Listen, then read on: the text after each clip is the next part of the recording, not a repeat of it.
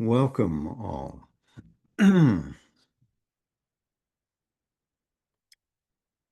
We continue to gather around the life divine and to look at some of its principal themes. We began with being, and we noted last week we'll never escape from being. Should I say it each night? Well, we begin with being emerging, we say, from the unknowable. And you'll remember that Sri Aurobindo, in assessing this, recalling what the Brihad Aranyaka and the Chandogya Upanishad assert, whether there is the beginning of the cosmos from asat, from non-being, or from being, is a point of differentiation. Sri Aurobindo reconciles it all by saying that by non-being, it isn't non-being that is meant. It's that it is a kind of absolute, an unknowable, which is beyond merely crediting it as being. Being is something, definitely is, an existent. Even if there's an essence, existence is drawn from the essence. But from what is the essence drawn? Why would there be an essence? Sri Aurobindo connotes that that is the freedom of the absolute, to be free even from its positive definition as being. So it is pouring itself out into essentiality. It is pouring itself from that essential status of eternity into the mobile manifestation of a moving cosmos, vibrant with the powers of life, instinct with intelligence, an expression ultimately of bliss. So whatever that unknowable is, if it is a sat, let it be said. If it is sat, that too, let it be said. But it manifests. In other words, makes itself clear. Whatever is in its infinitude, it brings forward in its expression. To manifest is to make clear, to make visible.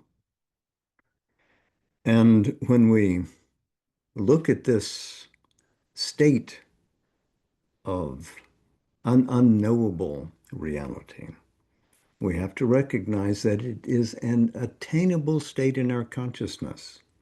We cannot make it an object of our consciousness. There is no subject-object division there. But we can, in a sense, become one with it, merge ourselves into it.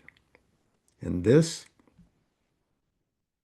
empowers Sri Aurobindo's words on the subject from his first realization of Brahmic Nirvana, which occurred in January 1908. He did not rest in that state. Note that within days, he was back in political activity, publishing, writing, speaking, and a clear sign that even in what we would call vacancy, it is possible to work. It is possible to do. And in this way, too, we can be like the divine even in that stance. Become impersonal, become wide, become unperturbed, living in silence, and yet undertaking tremendous world-changing action. Sri Aurobindo indeed bases his concept of reality in the life divine on such a realization. It must this reality become real to us. We must make it the substance of our conscious being. So the absolute, we've said, is free. It is not bound, ordered from within itself to manifest a cosmos, especially a cosmos built in interrelations, because it is the soul, the unique, unknowable. We can't even say it's the one because there's no many against which to contrast oneness. It is not itself, though, a sheer emptiness. It is filled with possibility and potential. As Sri Aurobindo says, for a vacant absolute is no absolute. Our conception of a void or a zero is simply a sign that our minds can't wrap our brains around what this is. We can't know it in that way. This absolute bears in it some ineffable essentiality of all and is that all and all that can be. And since this absolute holds inside of itself this essentiality and this endless realm of possibilities, it must also be capable of expressing itself in ordered sentience, of permanent, even if latent behind the scenes reality, but it must be a potential that is a realizable actuality within itself of all that would manifest. And it is this realizable actuality, this stuff that can be made concrete in a way that we see as the manifest universe. So within the absolute is ineffable oneness, but the possibility of multiplicity, and it can come out. He goes straight to the idea of Satchit Ananda as this not composite, but this massed reality of conscious existence whose nature is delight. Sat, pure, real being. Chit, consciousness. But not simply consciousness, because inherent in consciousness is power. So it is always Chit Shakti, expressed or unexpressed. Just as the absolute can be expressed or unexpressed, as being can hold itself within its own nature, if you want to call it that, or roll it out in manifestation. But delight too is there. And so, if it has all of these things within it, it necessarily has the possibility of non-existence, of inconscience, of insensibility. They must be conceivable, and therefore they must become real, because what is conceivable in that always tends to manifest itself. For all possibilities, he says, push towards actuality until they reach it. So, these contraries of the aspects of the divine existence are compressed here in the process of involution. Not an accidental process. This is the nature of the cosmic manifestation. It will begin from this sheer compression of authentic being, consciousness, and ananda, delight, into what seems to be its opposites. at the very root, at the very beginning of this cosmos. And they cannot, in a sense, do anything other than seek for the source from which they came. So, what is darkness? What is suffering? What is ignorance? Must look in the cosmic adventure for the route that takes it back to its home. And that is the process of evolution. Now, this possibility stems from Sri Aurobindo's second great realization, where in 1908, 1909, you remember he was arrested in May of 1908, spent a full year in prison, and during that time, used it as a kind of trysting ground where he could meet with Krishna and be instructed on the spiritual arts and lifted from one range of reality to another. So all of this became real to him in a concrete way that he could see the Godhead, Vasudeva, in all things, everywhere he looked. So the manifestation was genuine, not a lie, not a fiction. Later, when he went back and read Shankara, he said God laughed at Shankara 3 times.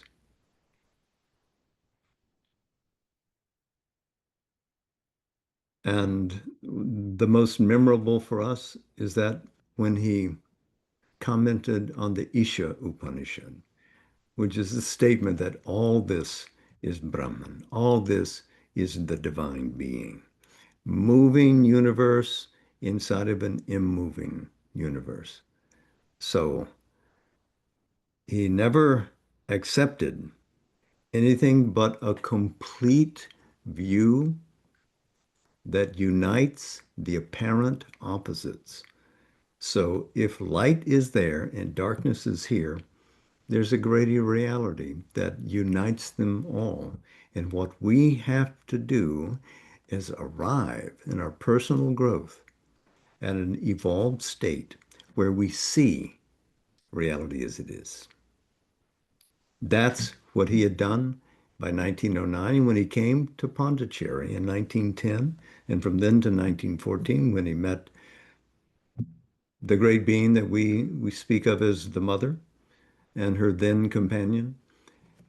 He formulated over and over different ways of looking at this problem of existence until finally he was invited by them to begin a philosophic journal called Arya, in which the life divine, synthesis of yoga, essays on the Gita were serialized, and here we have it, the Arya.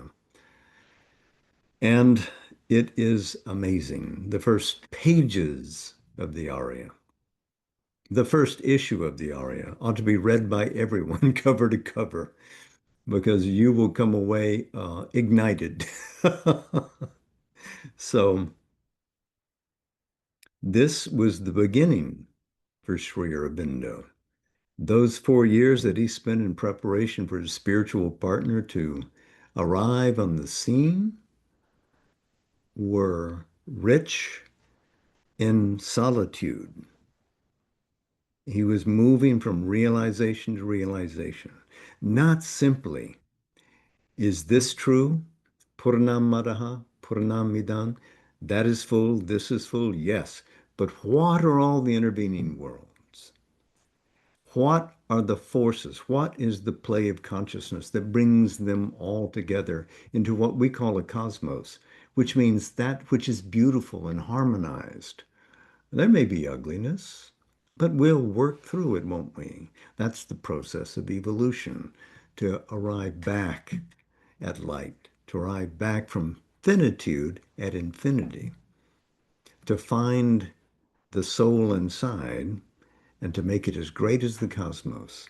Unite with your brother and sister cosmos, with your mother cosmos, and move back into that which has no name above. This is the process of evolution. And this was what Sri Aurobindo was doing during those years. So he comes back to the life divine, which he set aside as an incomplete document. Well, he had rather completed it. He ended the series, didn't he, in the aria? But he came back after the accident to his leg and said, let me take it up again. And wanted really to focus on two things. What is this struggle of opposition that we deal with? The real, the unreal, infinite consciousness, the inconscient. How do we grow out of it, and how do we become agents for the recreation of the universe? So he recapitulated old truths that he had marked in his first set of essays on the life divine with another set. And we've looked at some of this, but we have to recognize that this is not a plaything for him. This is not a matter of philosophy. This is a matter of supreme importance in our daily lives and in the direction of the cosmos. We can make this real in ourselves. The cosmos benefits. We benefit, and we recover the integrity of our being. We're not just what we seem to be here. We're more than this. And the range of the worlds that we see, matter, life, mind, like in the Taittiriya Upanishad, we discover their reality as we grow and we step beyond them. Every time we move to a new level. This is only, as Sri Aurobindo calls it, a part manifestation. That means if manifest means to make clear, there is more that the divine wants to make clear. But the table has been set, the steps have been arranged, and if we'll advance to the top of that staircase, the rest of the staircase will become visible to us and be actualizable. But first, we have to grow there. So, how to realize that all this is a self-manifestation, that this is the Supreme declaring itself to be Swayambhu. We cannot see it with our limited mind. We cannot see it utterly, and yet we must see completely and utterly. So to solve it, we must advance. And it is the psychological, the physical, the emotional, and the mental practice of yoga that will take us there. Psychological in the sense that it refers and reaches back into the psyche, into what we really are in our soul. So we have to develop an awareness first of what we are essentially. Huh? But then we also have to be able to transcend, to get back to the big picture, to the picture beyond the picture, to that which precedes the picture.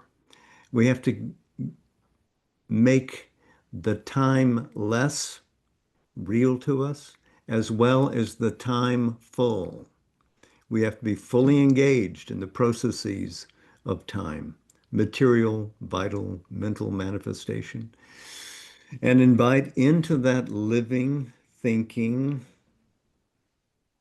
constructive being that greater reality. So, ignorance then is something that can be seen as useful to us because if we didn't have this original ignorance, this involution, we could not take any of these steps in terms of the cosmos, active personal agents in the cosmos to arrive at something beyond. Yes, ignorance is a cosmic fact as well as a personal fact, but it is, whether cosmic or individual, a limited poise of consciousness, restricting and veiling its own ever real knowledge. It is the twin of knowledge, but in a sense, not cast down, but willingly compressed again into what seems to be darkness and incapacity. No light there. We have to wake up and learn how to grope with our senses, how to move matter around with our limited forces in our bodies, how to begin to study and measure, etc., and know in a very vague and imperfect way the world around us, let alone the self within. All of this is important, but until we get to what we are inside, we don't have the real key to the cosmos. The key to the universe is in our soul. So find the soul, look above, discover our super conscient self, because we can be the eternal being above, unmoving, beyond the universe. That's our original home, as well as the secret immortal soul here, indivisibly connected with that. So the high self and the secret self are one self. And from that, we can see the world differently, and all in it is a manifestation of the Supreme. Because now we have married the discovered secret here moving in the cosmos with that ever-seated conscious being above. Sri Aurobindo calls that Jivatman, central being, and the psychic being is an expression here of that central being, of that Jivatman. Both are aspects of the one person. How many persons are there? One. And we are all aspects of a single conscious person. That's the big secret. As Alan Watts said dozens of years ago, okay, the cat's out of the bag now. I went ahead and told the big secret. So, so now what do? We talk about living it, not just thinking about it, but now we have to live it. So, so we look at our body and it seems to be like a knot of ignorance, but really it's like a knot, strings tied together that seems like it's always going to be that way, but it's a knot in a larger web because it's a web that's thrown out there consciously in the whole world. And our particular little life is simply an eddy in an oceanic movement. And our mind is maybe a recording or transmitting point trying to get and share knowledge. It's the ego that ties us to the limits of ignorance. We need the ego at first in this manifestation to be able to play the cosmic game, to make the wager successful. We accept it, but then we're quickly fooled, aren't we? We believe we're this vehicle. It's got a body, a life, and a mind, and it's mine. My body, my life, my mind. I have my preferences. I have my desires. I want my gratifications, and I'll go home without quarrel. If you don't give them to me, we'll quarrel. And that's the way the ego works. But another time we'll talk about the sevenfold ignorance and the sevenfold knowledge because it's not as simple as just an ego. We have to explain its inner condition, its cosmic condition, its temporal condition, all the different ways that it is conditioned. But the ego need not block us from advancing in conscious growth. The ego can, in a sense, be put to the side. I've suggested before to you that if you don't, your first job isn't to get rid of the ego, to abolish it and destroy it. You probably can't, but you can get the ego largely out of the way. Get it out of the way, let the soul come forward. Be more the soul and less the ego, and that's already a big advance. Feel for the soul behind the surface and live in its vibrancy. Not the vital vibrancy, mind you, but the psychic vibrancy. and let its heroism and sense of immortality and ever fresh adventure come to the front. You'll do well. So, ignorance continues as long as mind is separated from its spiritual basis, let alone from its supramental basis. And ignorance culminates in this earth life, as Sri Aurobindo says, where the individual consciousness in the many identifies itself by the dividing mind with the form, which is the only safe basis of division. So it's fixed in this way for a reason. But what is the form? It's, again, this individual vehicle, this adhara. It's a form of concentrated energy, a knot of the force of consciousness, maintained in its being in a constant whirl of action. But that is not the real self. If we identify only with the form is the master of us. If we can identify with that which is behind us, then we can be seated like Krishna in the chariot with Arjuna and show how to guide this vehicle forward. Arjuna can only be successful in the yoga challenge that Krishna has presented to him if he quits thinking that he, Arjuna, is the victor in the fight or the defeated in the fight. He doesn't know which yet, doesn't know if he wants to fight. But Krishna invites him to identify with him, with, let's take it as a symbol of the soul, the awakened soul, identify with me.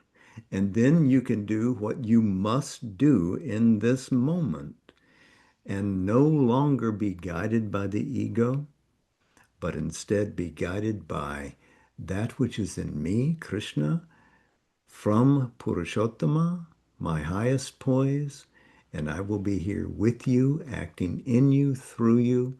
I will never abandon you. Identify with me. And this is the beauty of that moment, as horrible as that moment is. This is the conscious possibility for us in whatever work we do or whatever difficulties we face. We're not alone if we identify with our souls and find that union with the Supreme above within us. Find the timeless in us right here, standing at 12 o'clock noon. We can face this duel. We can face whatever we have to do. Write the letter, scrub the toilet, clip curry leaves for the stew you're going to cook. Whatever it is, if you do it in conscious consecration with the divine, your work will be good and will change the earth and its vibrations through your action. You affect a change in the earth this way. So, it is the soul principle in us that turns towards the good, the true, the beautiful, by gathering all of its experiences and contacts and deriving a sap from them and growing towards integrality. You remember what integral means. It means integer one, integer one. You're becoming one again. You're going to unify all your being. Your body won't fight your vital. Your mind won't be trying to be a despot over the body or the life energies. All will work together in harmony. But they have to recognize that it is the soul which is the leader, the soul which is the leader. So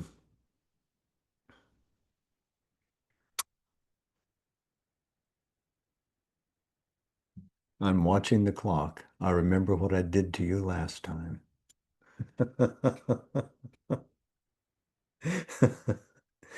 So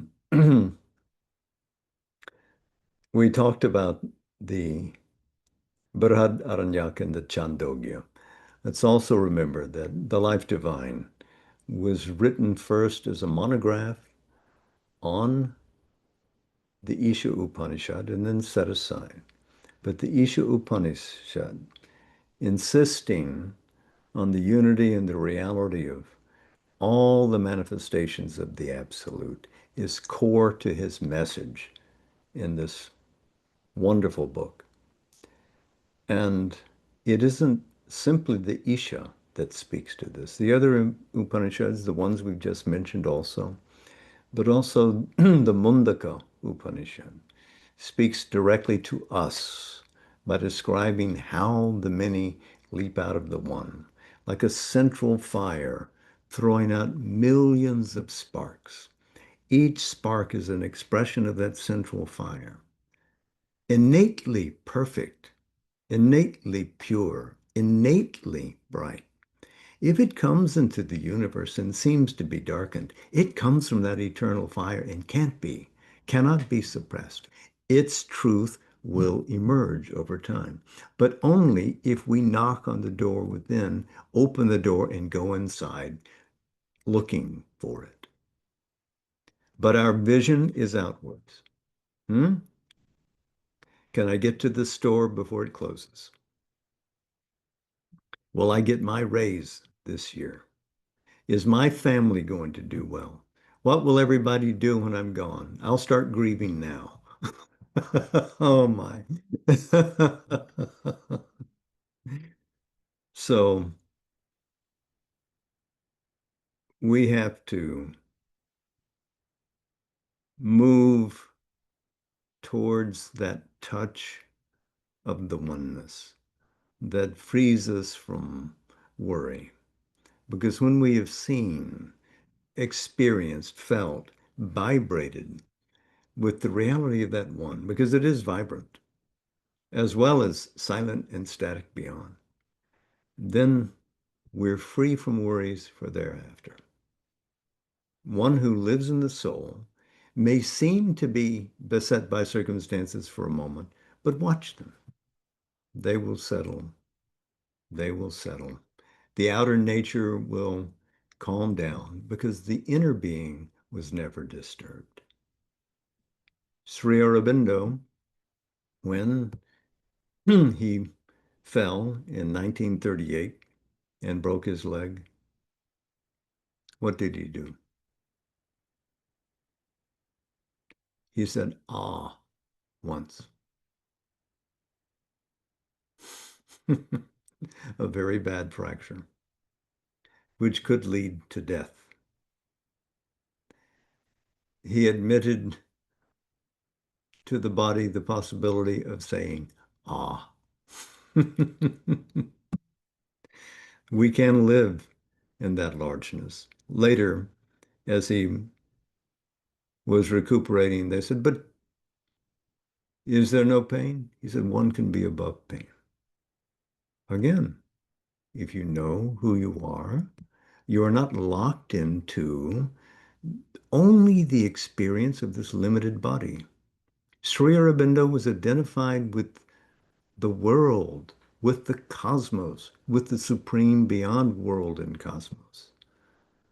And so, where does your consciousness go? Where do you focus? You focus according to the need of the moment. This is the secret of yoga. You don't just station yourself in the sublime Brahman and live there ignoring the world. No, look at the mother. how she could be effervescent and playful as a child at moments in the ashram, and then be Mahakali, and then be Maheshwari, and then take care of the accounting issues in front of her. Hmm.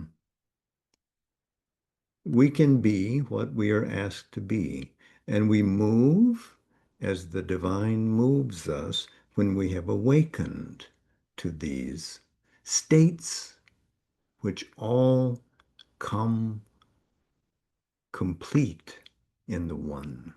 They are integrated, they are unified. So, what is objective in front of us is a ground for the manifestation and the experience of the subjective. This exists for you. It's here. You are the audience. You are also the participants in the cosmic play, but it's for your delight and for the divine's delight in you that all this is being done. So if you want to be a good partner and to join this party, then the greatest felicity will come to you when you bother to complete this puzzle and find your soul. Quit telling yourself, I can't do it, it's too hard. Ha! You came here. Wasn't that hard? This will be easier. So we're not going to reject the manifestation of the divine. We're going to reject the ignorance that divides us from the full acceptance and the identification with the Supreme's presence here. We are soulfully engaged in an evolutionary manifestation for the transformation of nature through the alchemy of the soul.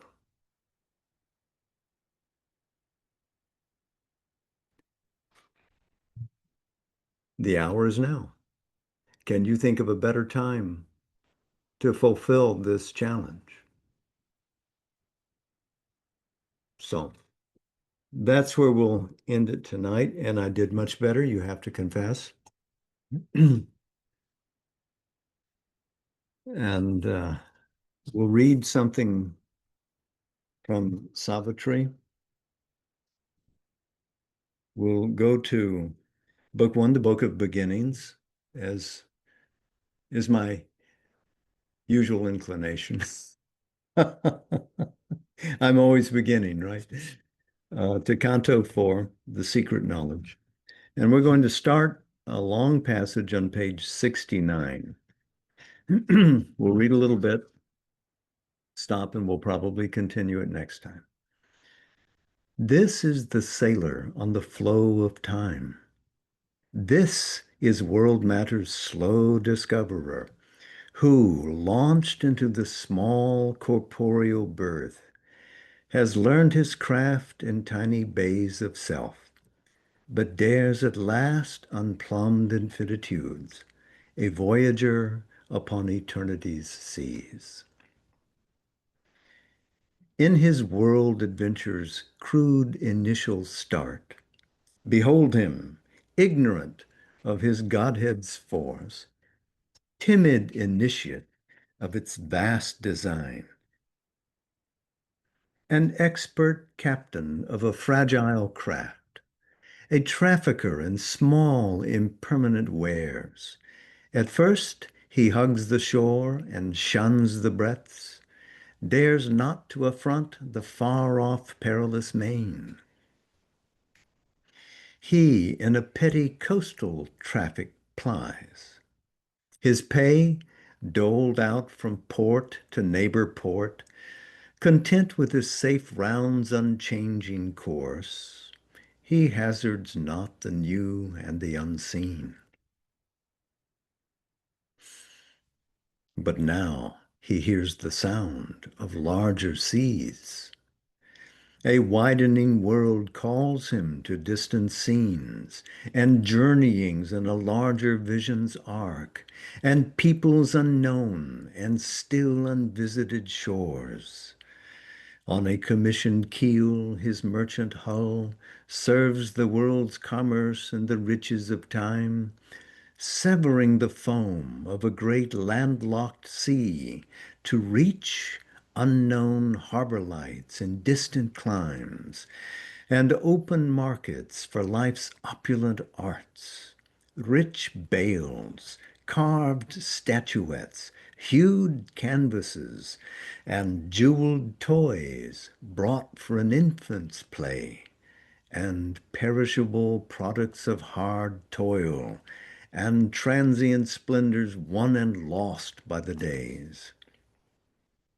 Or passing through a gate of pillar rocks, venturing not yet to cross oceans unnamed and journey into a dream of distances, he travels close to unfamiliar coasts and finds new haven in storm-troubled isles, or guided by a sure compass in his thought, he plunges through a bright haze that hides the stars, steering on the trade routes of ignorance. His prow pushes towards undiscovered shores. He chances on unimagined continents.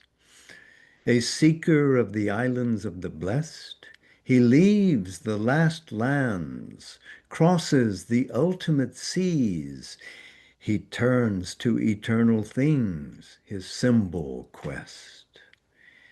Life changes for him, its time-constructed scenes, its images veiling infinity.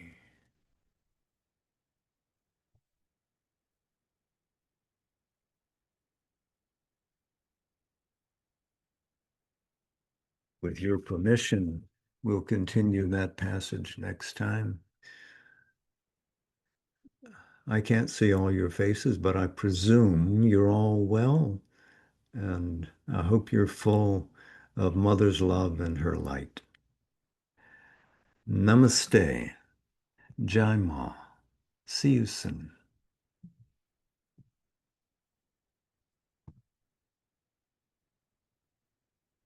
Hmm.